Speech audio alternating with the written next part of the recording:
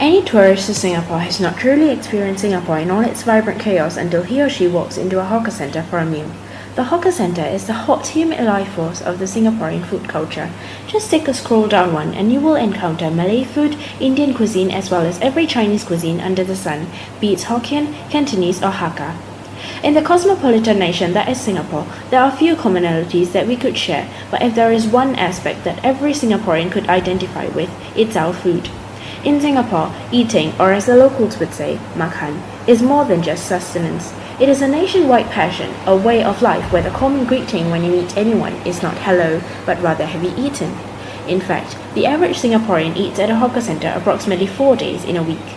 Our food is our culture in so many ways. Every dish tells a story, our customs embedded in them and passed down through generations of Singaporeans.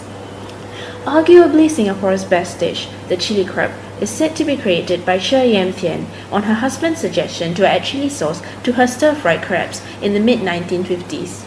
Upon the success of the dish, they opened Palm Beach, the first restaurant ever to sell this dish.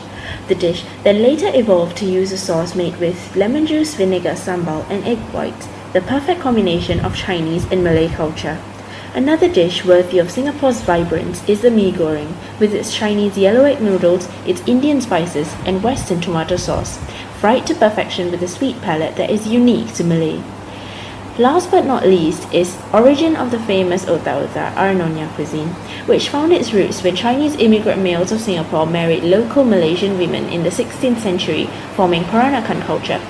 As we can see, our vast food culture is hugely influenced by a vibrant multicultural society that has been forming since our forefathers migrated to Singapore, so much so that we could trace our history by tracing the history of our food. However, it's not just the history of our food that makes it intrinsically connected to our culture, but also our customs when it comes to dining.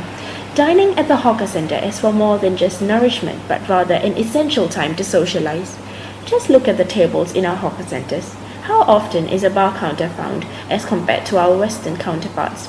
Those round tables, they ensure that everyone is facing each other, the perfect position of social interaction. The act of eating together, a custom that every Singaporean practices without even realizing it, is our version of a meet-up with friends. Singapore, a nation of prodigious wealth and $3 noodles, a nation on a rapid rush of post-colonial globalization against the patchwork art of prominent immigrant cultures. A nation of great technology coupled with great reverence to tradition. It is a nation that is characterized by juxtaposition, and in this chaotic order, our food is what keeps us grounded and united.